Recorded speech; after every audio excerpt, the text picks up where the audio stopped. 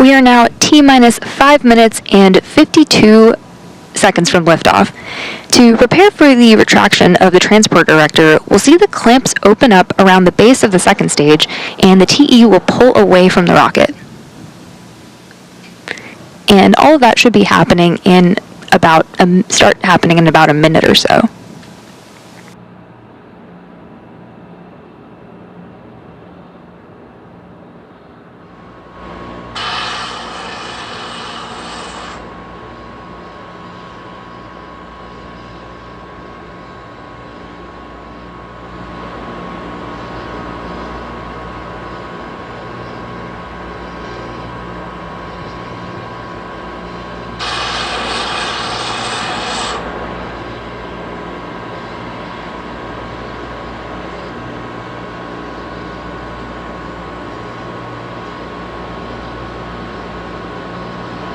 Tanks are pressing for strong back retract.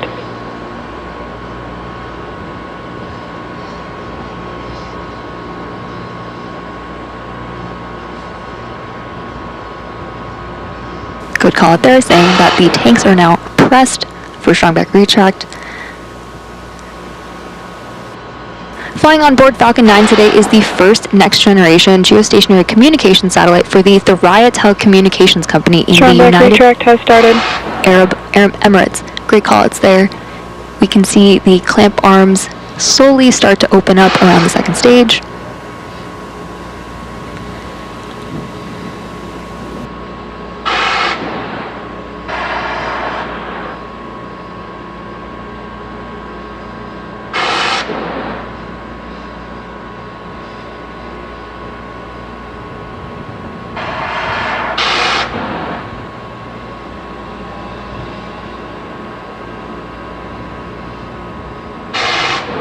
You can see the clamp arms are now fully opened, and the strong back will slowly begin to recline away, as we can see on our screen right there.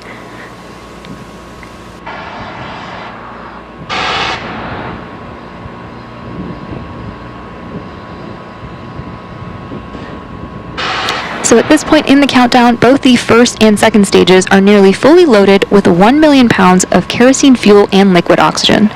The first stage and second stage should finish loading propellant about a minute apart from each other, with the first stage finishing up at around T-minus 3 minutes and the second stage at T-minus 2 minutes. The white clouds you see around the vehicle are formed as the chilled gas above the LOX tank liquid surface vents overboard to maintain pressure in the tank as needed. And when that gas comes out into the warmer air, it condenses the water in the air and forms those clouds that you are seeing on your screen. Stage 1, LOX load complete. Good call out there.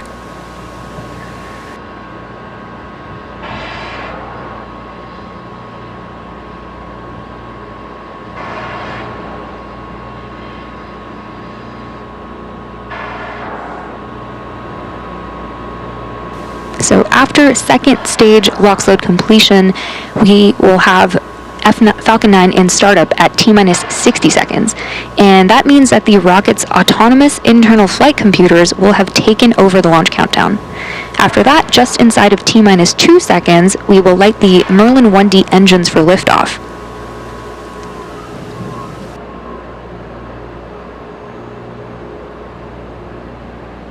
Stage 2, LOX load complete. Great call out there. The payload continues to be healthy, and the Falcon 9 team is tracking no issues on the rocket.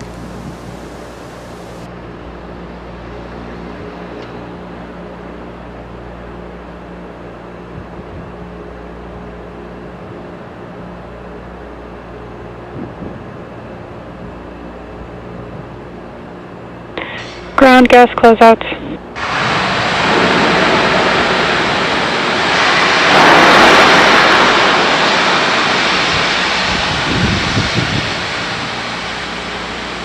Today's payload will be able to respond real-time to surges in demand in hotspot areas while serving 3 times the number of customers over traditional mobile satellite systems. Coming up shortly, Falcon 9 will be in startup. Falcon 9 is in startup.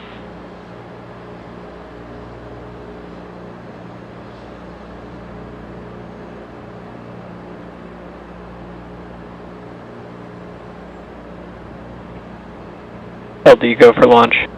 We just heard from the launch director. Falcon 9 is go for launch.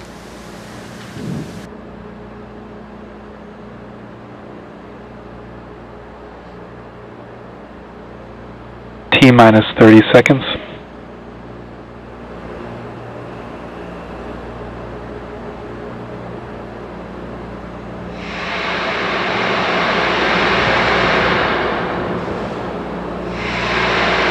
T-minus 15. T-minus 10, 9, 8, 7, 6, 5, 4, 3, 2, 1. Ignition and liftoff. Go Thuraya.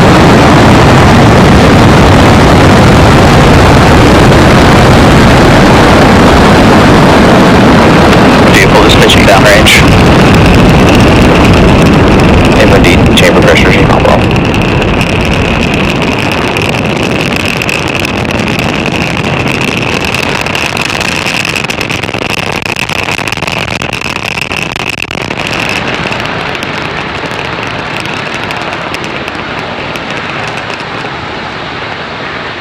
Falcon 9 has successfully lifted off from Slick 40 at Cape Canaveral Space Force Station in Florida. During ascent, we tilt the engines, or gimbal the engines, and that turns the rocket Power and horizontally telemetry nominal. in what we call a gravity turn. We're still going up, but now we're also heading horizontally away from the launch pad. Moments ago, we throttled the engines down in preparation for max Q, or maximum aerodynamic pressure. This is a critical moment during flight Falcon 9 is supersonic. because the combined stresses caused by Falcon 9 accelerating through the Max atmosphere Q. and the ambient static pressure are at their greatest.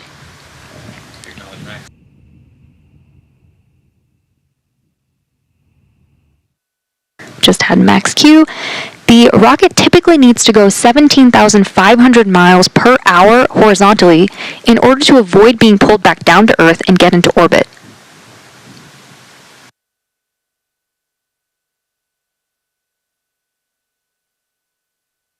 You can track our progress to orbit by keeping an eye on the Stage 1 telemetry in the bottom corner of your screen. We have several events coming up in quick succession, starting with main engine cutoff, or MECO, stage separation, second engine start 1, or SES1, and fairing separation. During MECO, we'll shut down the 9 Merlin 1D engines, which is followed by stage separation. Once separated from the second stage, the booster will begin heading back to Earth, while simultaneously the second stage MVAC engine will ignite for the first time, followed quickly by fairing separation.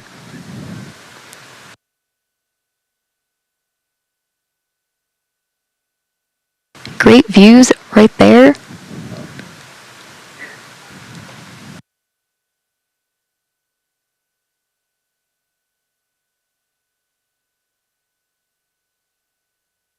MECO. Stage separation confirmed. MVAC ignition. And there you heard and even saw those events that happened back to back, including MECO, stage sep, SES1. We should be coming up on fairing separation shortly, and we'll be attempting to retrieve these fairing halves again today once they fall back to Earth using our recovery vessel, Doug.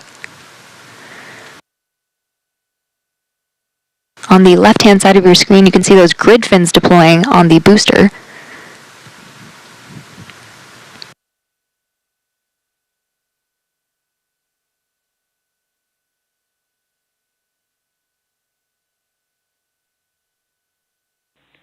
Fairing separation confirmed. An awesome call-out and view of fairing separation. Reminder, we are planning to retrieve these fairing halves again today using our recovery vessel, Doug. All vehicles are on nominal trajectories.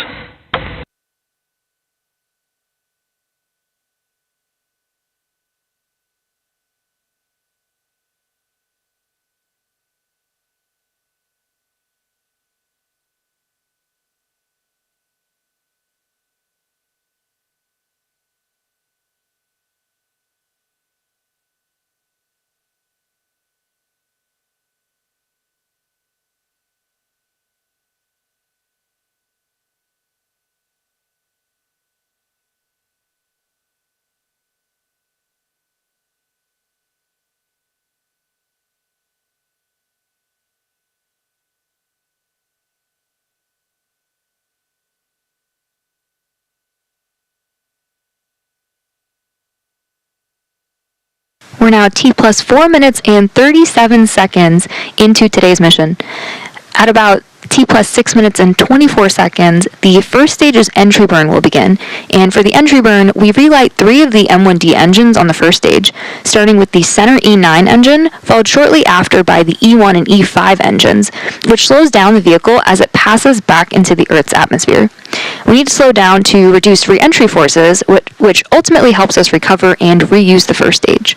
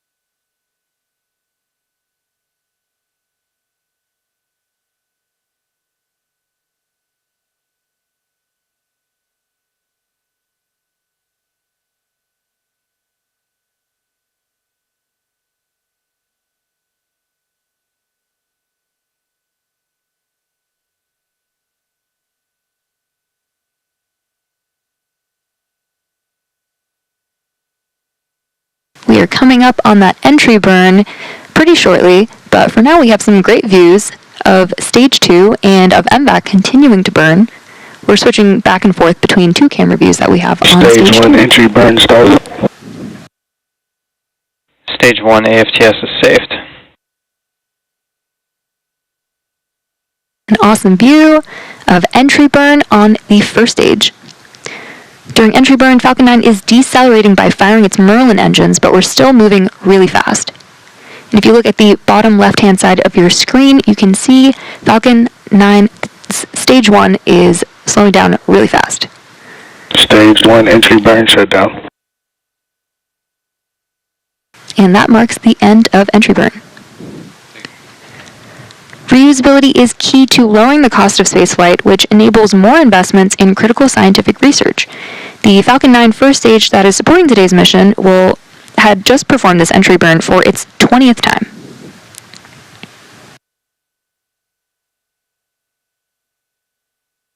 The Merlins on the first stage are optimized for sea level, and these achieve around 190,000 pounds of thrust during ascent and re-entry. Stage 2 terminal guidance. The MVAC engine is optimized to operate in space, producing 220,500 pounds of thrust in vacuum. Coming up next, we'll shut down our MVAC engine on the second stage, followed quickly by our landing burn on the first stage. And as a reminder, we'll be attempting to land on our drone ship named a Shortfall of Gravitas, Stage 1 transonic. which recently saw its 100th successful landing. Stage 2 FTS is saved.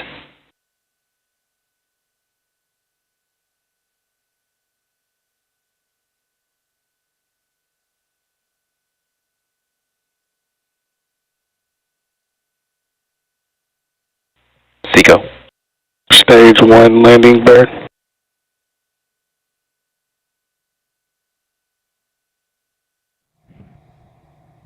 Nominal orbit insertion. Great callouts there. Second engine cutoff 1. And we are currently in landing burn. And waiting for Falcon 9 to land on the drone. Landing leg deployed.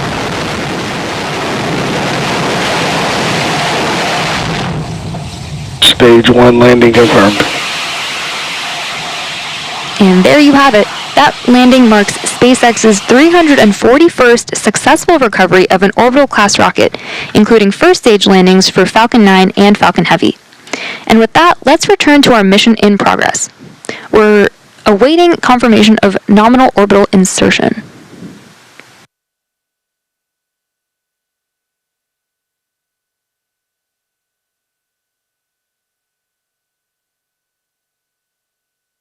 And we did have confirmation of nominal orbital insertion. The second stage is now embarking on its coast phase. After the coast phase, we will relight that MVAC engine around the T plus 28 minute mark, and that will be followed by payload deploy around the T plus 35 minute mark. Before we take a short break for the coast, we have a message from our customer, Space 42. After that, we'll see you back here in about 17 minutes.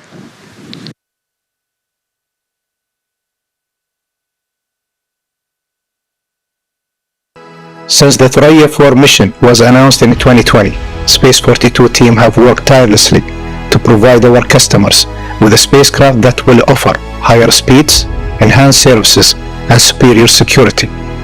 As Space 42's 6th geostationary satellite, Thuraya 4 will offer next-generation mobility solutions that broaden our coverage and connectivity services across Africa, Europe, Central Asia, and the Middle East. It is also an impressive technological feat, as Thuraya 4 features one of the world's largest L-band antennas at 12 meters, which means more applications for defense, government, and enterprise customers.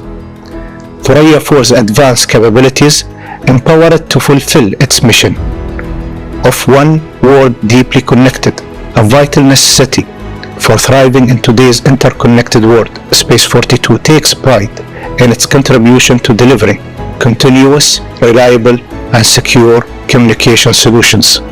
This is not only a major moment for Space 42, it is also a proud moment for the UAE, which outlined an ambitious national space strategy that aims to accomplish by 2030. I would like to thank the Space 42 team for their tireless work over the past 4 years, and our partners Airbus and SpaceX for their continued support. Today is a moment of celebration for the industry as we continue to advance our tech capabilities and apply the insights from space to improve life on Earth. We are overwhelmingly proud of the milestones we have accomplished so far and look forward to seeing Thuraya 4's impacts become a reality.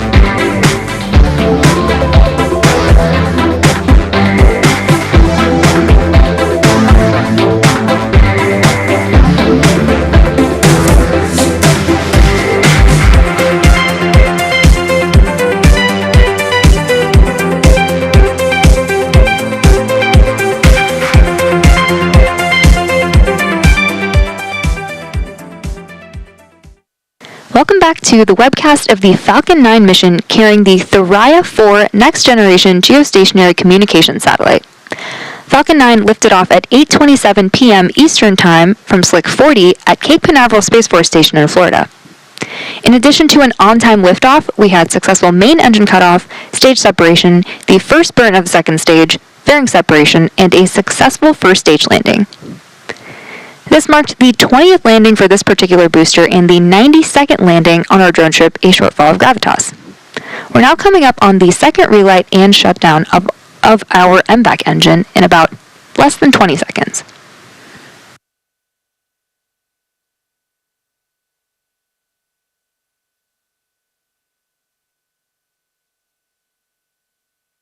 This second engine of the MVAC engine on the second stage will carry the Thuraya 4 payload into the orbit needed to deploy the satellite. This burn will be followed by shutdown of the MVAC, also known as Second Engine Cutoff 2 or SECO 2. So let's wait for those callouts. MVAC ignition. There we just had SES 2. This burn is planned to last about a minute.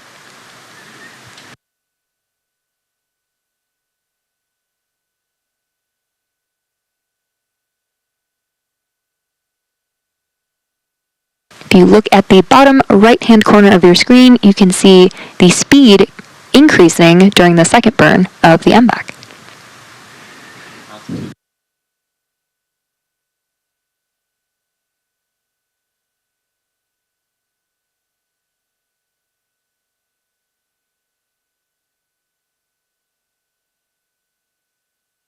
As the speed continues to increase, so does the altitude of the second stage.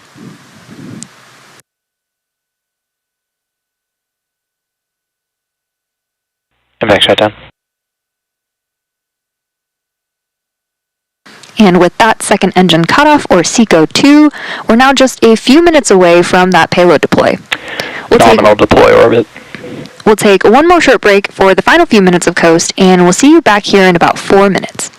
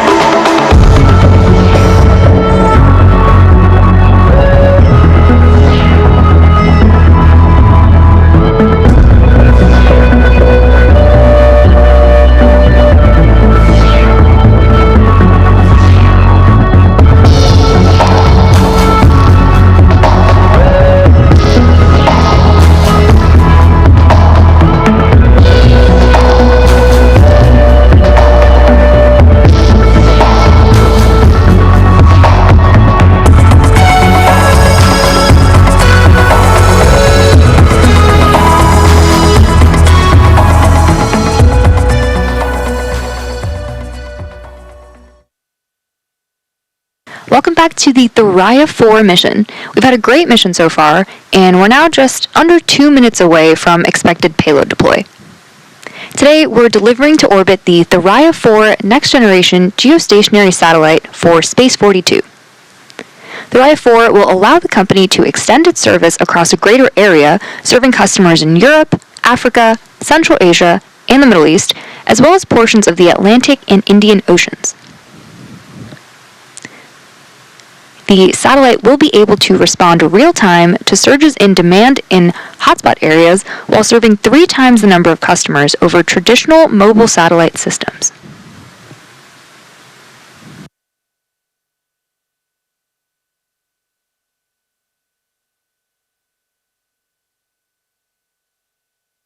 We have a great view of our payload right there, and payload deploy coming up in just under 30 seconds from now.